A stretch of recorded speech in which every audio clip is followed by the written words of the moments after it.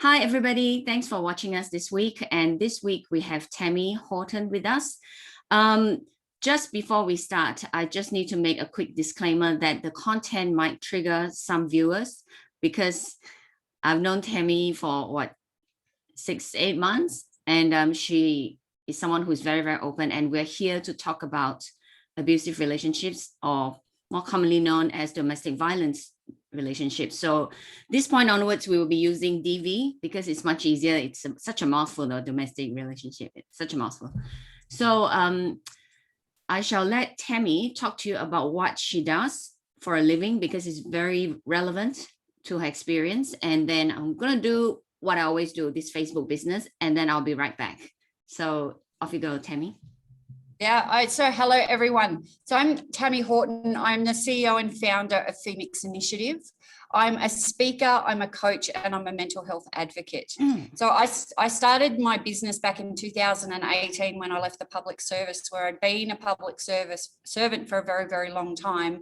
And the reason why I started doing this business is because I am super passionate about supporting people who are experiencing psychological distress. So I do say it's mental health training and coaching, but it is a whole spectrum of psychological distress, and people can experience that for a number of different reasons. And one of the reasons, of course, is DV, which is what we're going to be talking about today. But the services I deliver cover the complete spectrum of mental health.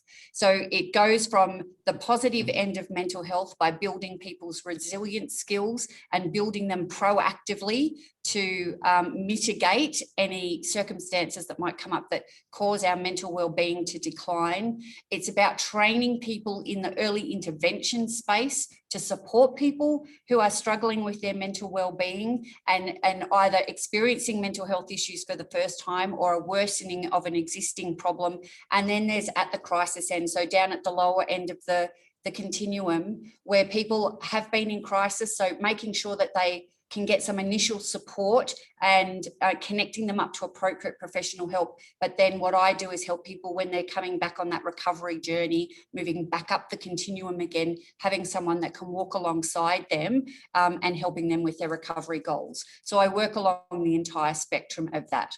And the reason being is because I have my own lived experience. I experience anxiety. I've been depressed on quite a few occasions. I've been suicidal more than once. And the suicidal thoughts still pop up, even though I'm doing really well. They just sometimes pop up every day. So I have that lived experience. I've cared for family members with mental health concerns. I've been a manager of people who have struggled with their mental well-being. I work in the sector as a support worker for people who have significant mental health concerns. So I'm just super passionate about making sure that people have the skills to be able to live their best lives despite any kind of diagnosis that they might have, but hopefully we can intervene early enough that they don't get a diagnosis. So that's kind of me in a nutshell and what I do. Absolutely. So you can hear from her introduction that she is definitely very, very much, really into helping people in this mental health space. So today's topic, I'm losing my voice, so apologies.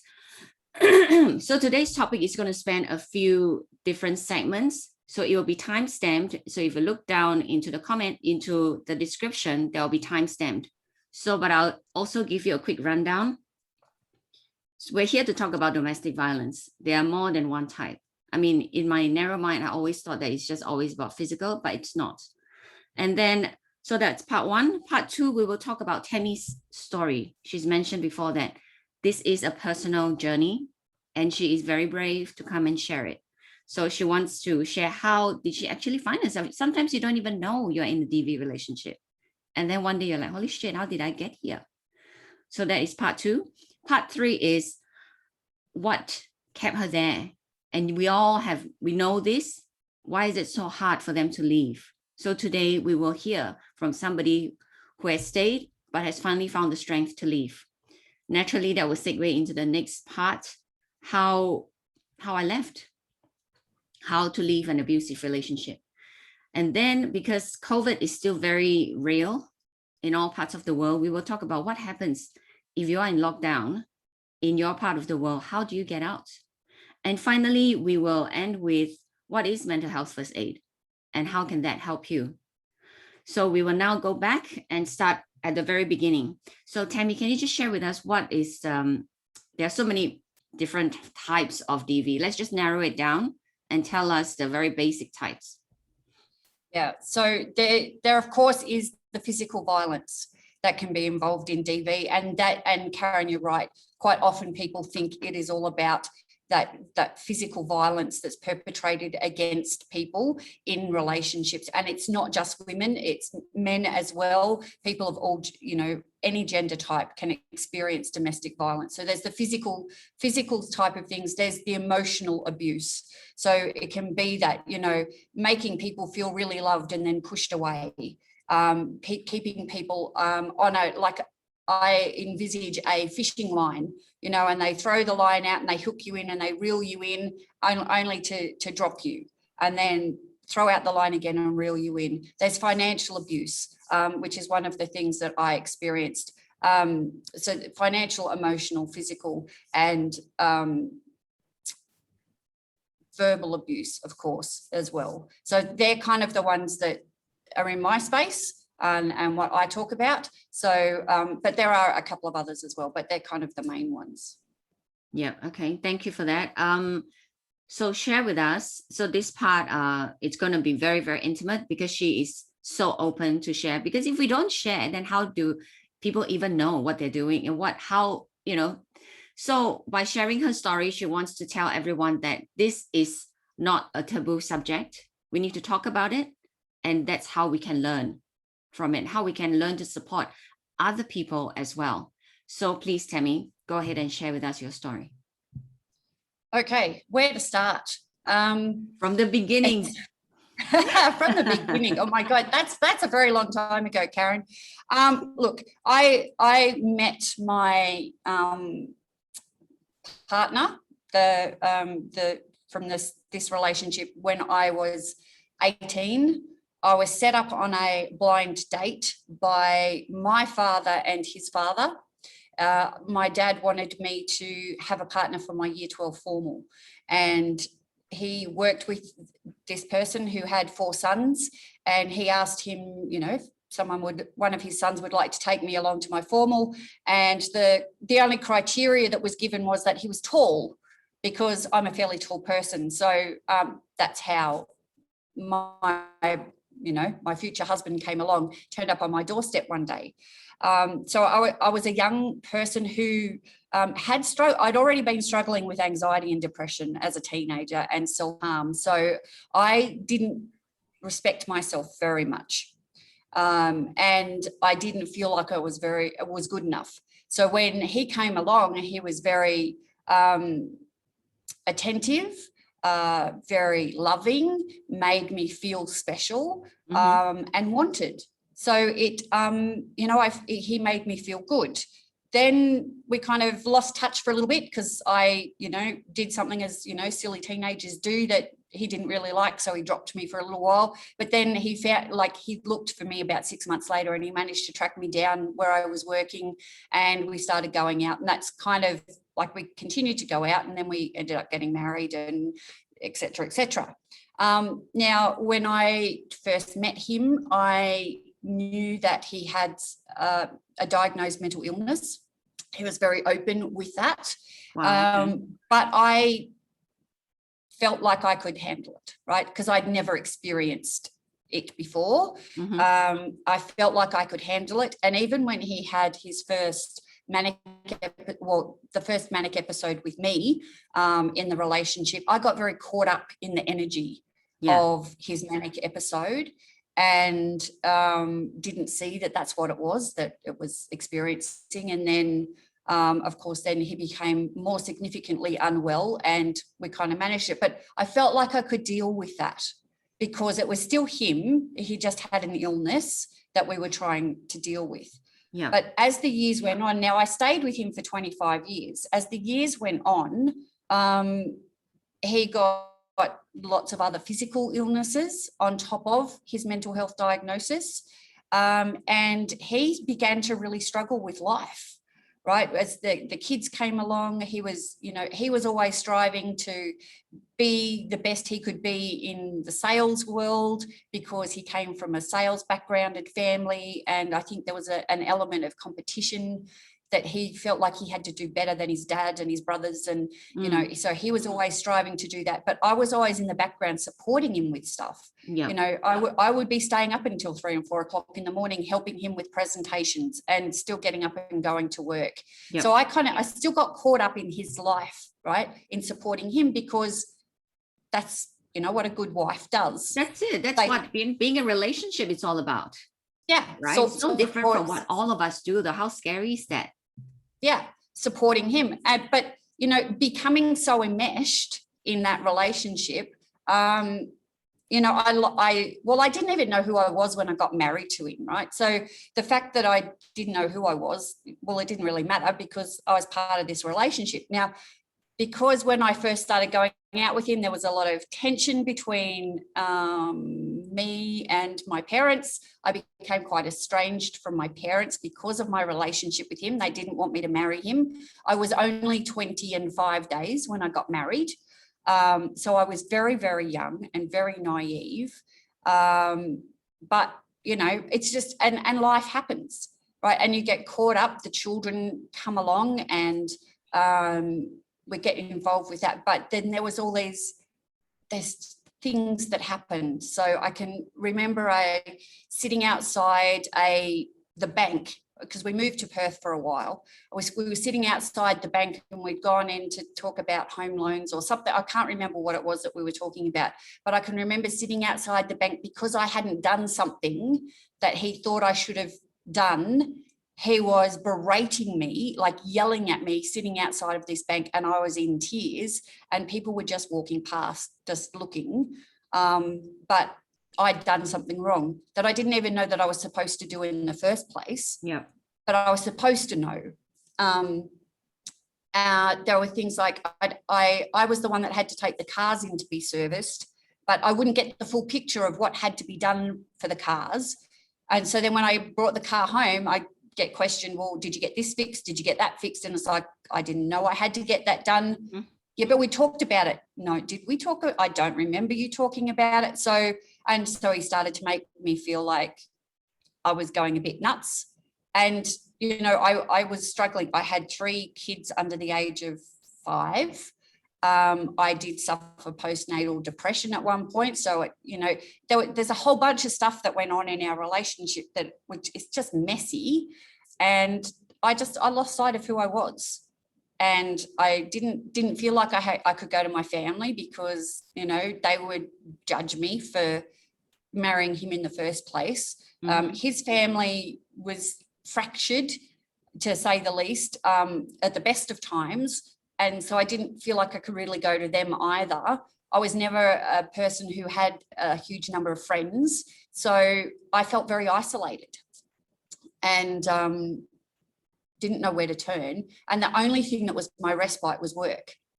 So I go to work and I do a good job at work, and then that would give me a bit of relief, although I'd get multiple phone calls a day when I'm at work about all sorts of different bits and pieces. And then I'd come home and have to, you know, pick the kids up from daycare and do all this type of stuff. And, you know, it's just, he stopped working back in the year 2000. So I was the sole income earner with these young kids, but I would still have to take kids to daycare because he said he wasn't well enough to look after the kids. Yeah. And then I'd come home after a day of work and I'd have to cook the meals and do the cleaning. But the house was always a mess. So if I was trying to clean the house up, then I'd get in trouble because I wasn't spending time with him because I hadn't seen him all day. Yet then when I was spending time with him, I was getting in trouble because the house was a mess. Wow. And my house was in chaos, and what I refer to it as, it can't have anyone over syndrome, right? It was chaos because I had Mount Washmore on the lounge of all this washing that never got folded. There was always dishes that needed to be washed. There was just, you know, young kids, the house is a mess. My mother-in-law was quite a perfectionist, so I would dread her coming over because there'd be all this judgment. So I just didn't know who I was. I was mentally unwell myself. you know, and then I got to a breaking point when I ended up getting a bully for a boss. So I had no respite then. And, you know, that was a time that I was suicidal, but I had to go and see the doctor and do something, because if I didn't, my kids would be without their mum. And, you know, so it's just, there's just so much stuff in that. But it was, even though I was the main income earner and I was a middle level public servant and earning, you know, a good amount of money a year, I only had $100 a fortnight that I was able to spend on myself that was allocated to me.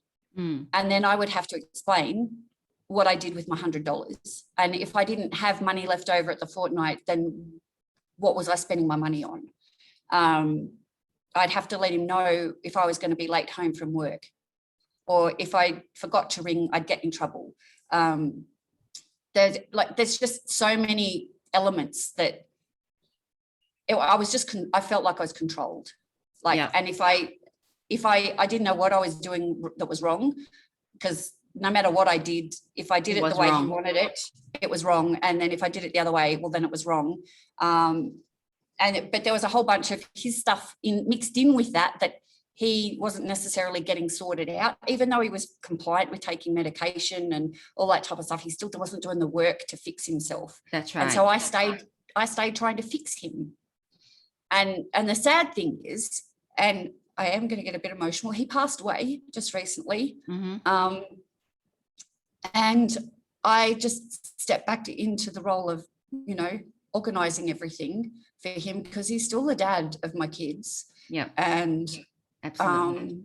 Deep down, I still love him to this day, but I couldn't live with him. And so now I have to deal with a whole bunch of guilt because I left. And even though I know I had to leave, but, you know, there's just 50 million layers of emotion now that I have to deal with because of everything that went on. Absolutely. Absolutely. So at which point did you realize that this is abuse?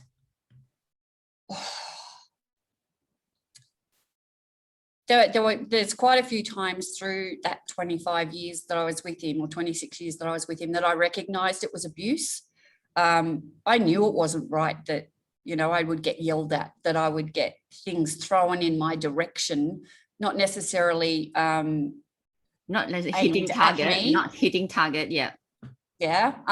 But it's in my direction. And so, you know, his aim only had to be off and things would have hit me. You know, being held on to so tight on your arms and just being shook by a person who's much bigger than you and can look quite menacing. I am grateful that he never hit me. But it's interesting that I think if he had hit me, I wouldn't have stayed. Yet all the other abuse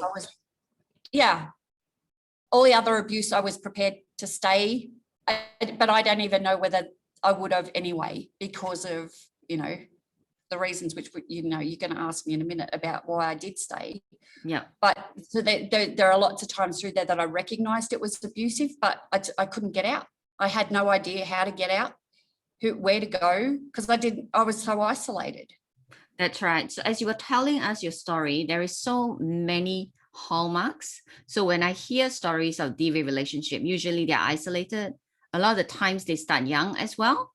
And they usually also, the case being, they're estranged from the family. So truly they have nowhere to go, which is why they are stuck, or they feel that they are stuck. And yes, we're going to segue into why then did you stay? Because understanding, you know, from our point of view, from the, you know, friends who want to help, it's frustrating for us, because it's like, we can see it, we want you to get out, but yet something is holding you there. Can you just tell us, what is it? Yeah. So the main reason why I stayed was because he threatened to kill my kids. Oh. Yeah, okay, that's plenty reason enough. Okay, wow, okay. So I did leave at one point. It was a time where he went into hospital and I couldn't do it anymore. So I took the kids on the bus up to Sydney to my mum's, and he got out of hospital and came up to Sydney with a friend of his, a friend who I trusted, But he came to Sydney and he took the kids away. Like he took them back from me in Sydney and said, if you ever do that again, I will make sure that neither of us can have the kids. And I said, what do you mean by that? And he said, I'll kill the kids before I'll let you take them away from me. Okay. Wow. So I couldn't then leave, could I? Yeah, that's right. Because a lot of In the my times, mind.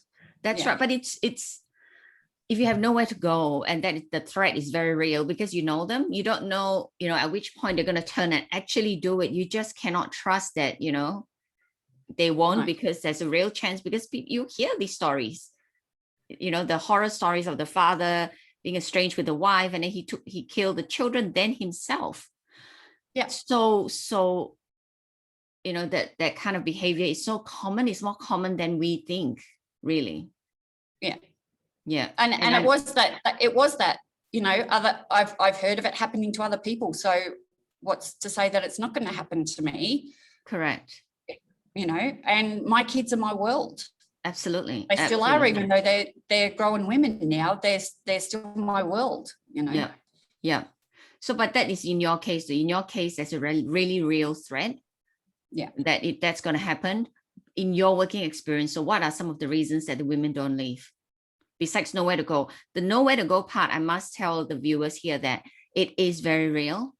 A lot of them actually have nowhere to go because they are so isolated that the friends have given up, the family has given up, and they really have nowhere to go. And financially, they have no money. No money. Well, that's the thing. If you're in a relationship where the money is so tightly controlled, you don't have any money to leave. So how can you afford to pay for rent or even to get a hotel room for a few days? How can you even fill up your car to drive to another city? Like the lack of money is it's just impossible to do. And there's a lot of shame. Mm. And I think it's the shame, because a lot of people who are in abusive relationships, they know that it's not good for them and they shouldn't be there and they have to go, but they are so filled with shame for what they've allowed to happen to themselves that they can't see past it. That's right. I think so too. I really think so too. And the thing also is that you're right. The shame is such a big component because they're so ashamed of asking the friends and letting them down that they dare not ask again. But you'd be surprised though, that the real friends who say, please, I really want to get out, they will. Yeah. You would think. If you haven't burned them too often. Yeah. It's the same in the mental health space, right? We get so ashamed that we can't do it that we can't fix ourselves. It's like, well, I should be able to just snap out of it. I should be able to do this. You can't without help. That's the thing. You can't get out of DV relationships without help, without support. You can't fix your mental health without support. You can't do it on your own. Right. And it's a sad thing in society now is that we're becoming very insular. We don't have communities where, like, it's not that village raising your children. We don't have those villages anymore. Everyone's doing stuff on their own, and then heaven forbid we should have to ask for help because what are people going to say? We're so fearful of judgment. Yeah. And we are a very judgmental society, unfortunately, now. It's like, well, you can't manage on your own. Well, what's wrong with you? Yeah, that's right. We're not designed to do it on our own. We're not. We are not. And we shouldn't be. I mean, then again, I come from a very different place. If you don't ask, you don't get. And if you don't ask, you have nothing anyway. So you literally have nothing to lose. You have nothing to lose. But anyway, that's just, but how about this? Let's get to the next part. How did you eventually leave? Yeah, okay. How did I eventually leave? It took a person at work to notice me. What it was is I noticed that he wasn't coping very well, and I asked if he was all right, because that's what I do, right? I try and help everybody else rather than try and fix myself. Yes, you do. yeah, I asked him if he was okay, and we got talking, and he was having some problems in his relationship. And, you know, he knew that I had problems in my relationship, and we got talking and we got very friendly, I guess, is basically it. We got very friendly, and he said, you know, you're an amazing person. You don't need to stay in that relationship. There are lots of other people out there that deserve you more. And it was that realization that other people noticed me, and that I actually was lovable when I didn't feel like I was lovable. And that was kind of a turning point. Yeah. And I was starting to do another slide towards being suicidal, and I didn't want to go there again. So I had to get out. The problem was, because of the type of person I am, I don't like dumping things on people at the last minute. I gave him forewarning, didn't I? I said, I let him know that I was leaving at the end of the year, because it was our eldest daughter's year 12. So I didn't want to disrupt her year 12. Fair enough. Like getting to the end of year 12. But by letting him know that I was leaving at the end of the year, what did it do? It totally disrupted her end of year 12, because then his behavior escalated. Yeah. And I totally realized how broken I'd become, and not anyone that I recognized, when he woke me up at 2 o'clock in the morning one morning and asked me if we could fix the relationship. And I said, no, there's no way we can fix it. And he then proceeded to overdose, In front of you. pills in front of me, saying, you're the reason why I'm doing this. And I just rolled over and went back to sleep. Wow. Yeah. And Okay. he survived that suicide attempt. But I rolled over and went back to sleep. And I can't describe the shame that that's filled me with. But you've That had enough. I'd become that person. But I I'd know, had enough. You just couldn't deal anymore though. No. And so that, like, I realized I had to get out then, because I could not stay in that relationship, knowing that he was going to go to that point to keep me in the relationship. He would be prepared to be so coercive. And I really want to make this really clear now, that all suicide attempts need to be taken seriously. And it's part of the things that I teach. But I was so broken that I couldn't help him. Yeah, that's right. And he did use it as a way of controlling me. And that's not what people who get to that point will do in general. So I really want to make that clear, so that people don't dismiss people's thoughts of suicide, and Absolutely. please for help. Yeah. Please do recognize I was very, very broken. And as part of the reason why I do this stuff now is kind of to give back to the universe, I guess. Yeah.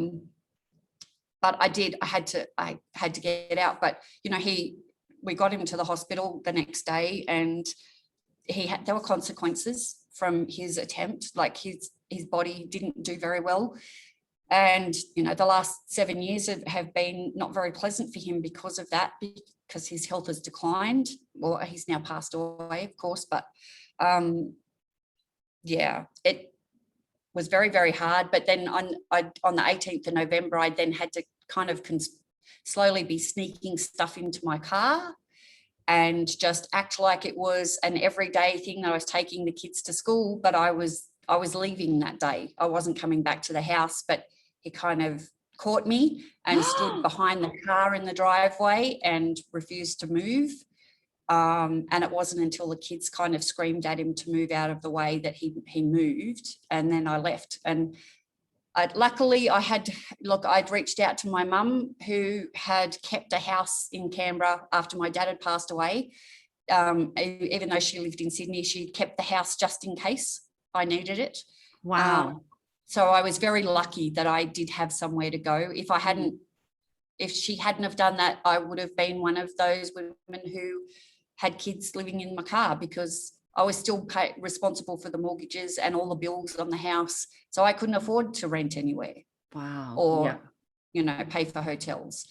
I had a tax return that was due to come in that had some money on it. So that was kind of my starting nest egg. But, you know, according to him, I stole my own tax return. Of course you did. You know, of course you did. Yeah. And there was some money that he'd stash away in a filing cabinet, and I took some of that money too. And of course I got accused of stealing, and it's like, well, actually it was my money to start with because I was the one that earned it. So yeah. You know, there was a whole bunch of stuff, and he still tried to control me. He would stalk me at my house. He would take the keys from my middle daughter, who was still doing like 50-50. I'd get the locks changed on the house, and then he'd steal her keys and get the keys cut, and he would come into the house, and I'd know he'd been in the house because he'd talk about things that there's no way he could know I would have unless he'd been in the house. Yeah. Oh my goodness. But back then, you know, I tried to get an AVO, and because he didn't hit me, I couldn't get it. That's right. It's changed. The laws have changed now in the ACT. Yeah. So when he was trespassing a couple of years ago and he got caught by a neighbour, reported him, there was a whole different chain of events that happened with the police. But I said, no, look, I'm not going there because I've been through that process before, and we already have a couple of legal processes in place. So I'm not putting that pressure on him because that will just make him snap. And I don't know what he will do. He's already in enough trouble. So let's just leave things be. If he does anything again, then we'll move down that path. But yeah, you know. Absolutely. I absolutely agree. So what kind of advice would you get? Because like right now, you're in lockdown, right? No, in Canberra, we're not. We just have to wear masks everywhere we go. Yeah, okay. We've been very, very lucky in Canberra that we are not in lockdown, but we hope to stay that way so long as people who are in lockdown don't keep coming to Canberra. Well, we want people who are in lockdown to just stay away from Victoria as well. Yes, that's right. You guys do not need another lockdown down there. No, we don't. But so the amount of, you know, domestic violence that has got cases has gone up, you know, exponentially. I would use that word during COVID, and it is still COVID in many places. What would you say? What is one, you know, what's 3 things that somebody can do? Okay. One is reach out for some help, because the most dangerous time for anyone who's in an abusive relationship is just after they've left, so you need to have stuff in place before you leave. You need to have some help in place before you leave. Now, there are lots of services out there around Australia, and there is an app that I recommend people to use, which is called Daisy. And it is an app specifically for women, but it has a whole list of services on there. So from crisis accommodation to financial support to counselling services, all sorts of different things that you can reach out for help on. It's got a button at the bottom that you can hit that will immediately get it off your screen, just in case, you know, your partner comes and you don't want them to see what's happening. But start to reach out for help before you leave, so that you've got things in place before you go. Try and have a safe place that you can get away to, that's pre-organised, and that you don't tell too many people where it is. Wow, okay. It has to be very few, like you have a few people that know, but they have to be your closest confidants, that they're not going to share the information, because when you first leave is the most dangerous time. So I remember when we were talking about this topic, you talk about, you know, maybe if you could start stashing some money away, that would help. Yes. If you, but that's if you can, right? Depends on how tight the leash is. How tight the leash is. But if you can start to say, put a little bit of money aside. Even every little bit counts. There are some services out there, and this is again why I say reach out to services, because there are services out there that can give you like no interest or low interest loans for money if you're fleeing that space. There can be services that can get you clothes and food all that type of thing. So you need to start laying the foundations before you leave, because it's so much harder if you try and do it after you've left. Yeah. Because the connections to things tend to get cut off. Yeah, that's right. That's right. Yeah. And although DV relationships are, not ideal and it's not good, it's still sometimes people stay because that's the devil, Yeah. and they're so scared of going out because that's to the unknown. So That's know right. this, don't know this, know that it will get better. It is scary outside, but it will get better, and you deserve better. It can get better. Yeah. And again, that's why you reach out for help beforehand. That's so right. that you're connected with people who have lived it. So see if you can connect with a support group. So people who have lived it, who can help you get through it when you're at your lowest and you want to go back. Because heaven knows there have been so many times the last 8-9 years that I've thought it would just be easier to go back. That's because right. I've been in a very protracted legal process that's cost me too much money. It's cost him too much money, and now as a consequence it's costing my children the money because it's their dad's estate that has to pay for it. For what? It's so it's really, really important to get that support beforehand. Try and squirrel away a little bit of money. Make sure you've got some connections. You've got a safe place that you can go to. Just reach out for help. Yeah. So you do have to reach out for help. You do have to reach out for help. Yes. And people will help.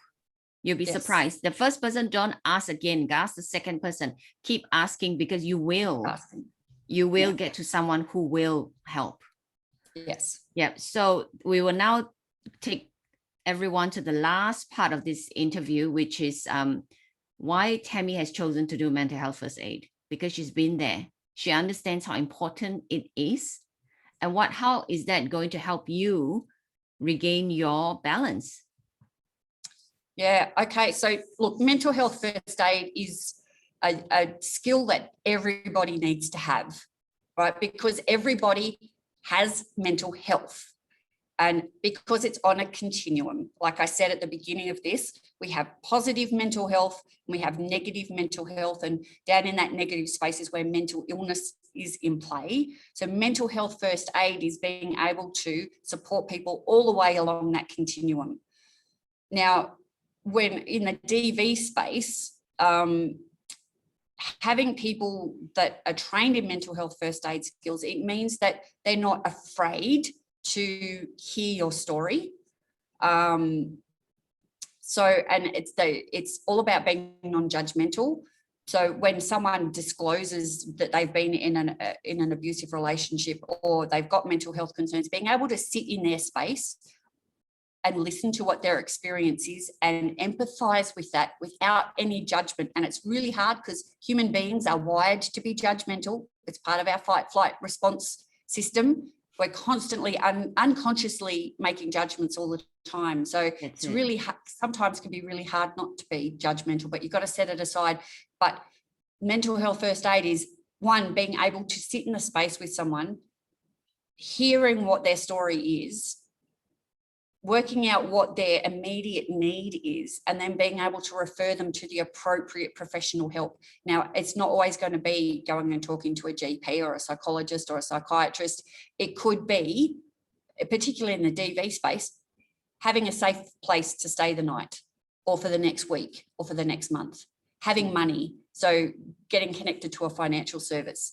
It could be, getting clothes for your kids because you have to go and leave everything behind, getting food. So the appropriate professional help. And then there's those other supports, which is family, friends, support groups, but things that you can do for yourself. So making sure that you look after, number one, yourself, with, whatever it is that makes you a better person. So whether it's mindfulness, exercise, diet, getting good sleep, yoga, running, whatever it is that you can do for yourself that empowers you and takes the power back that you give away to everybody else, because that's what happens in a DV relationship. You feel like you have no power. So you have to take that back. Yeah. And do stuff for yourself. So mental health first aid is for the people that are surrounding those. So I would encourage people, if they're concerned about someone, whether they're in a DV relationship or not, that you can see that they're struggling with life, have a mental health first aid conversation with them, and if you don't know how to have it, contact me and I can talk you through the very, very basics, but go and do some mental health first aid training. It's available all around Australia. There's lots of amazing instructors around Australia that deliver this. But it's a skill that we all have to have, because everybody is impacted by poor mental health at some point in their life. That's right. Whether they know it or agree. not. That's right. Yeah. I totally agree. And so before we end, I'm going to ask Tammy to drop her contact details in the chat box. And what I want you to know is, although I don't know who else, I know of a few women in DV relationships, and I try my best to try and get them to come and talk, but nobody would dare, even though they've gotten out of it, because like what Tammy has said just now, though, there's so much shame that how did they even let themselves get there? So if you are looking for someone who's experienced in this area and also very passionate about mental health first aid, she helps children as well. No, not in this chat box, Tammy. Apologies. In the comments section of the video. Worries. Yeah, she will leave her contact details. So if you need anyone, I highly recommend her, because I know that her heart is in the right place, so she will help. Yeah, so with that, we will end today's interview. Thank you so much for sharing so openly. Thanks, Karen. You're the first person who said yes to me, and thank you so much for that. You're welcome. All right, I'll see you guys next week, and we'll be back with another juicy topic. Bye. Bye.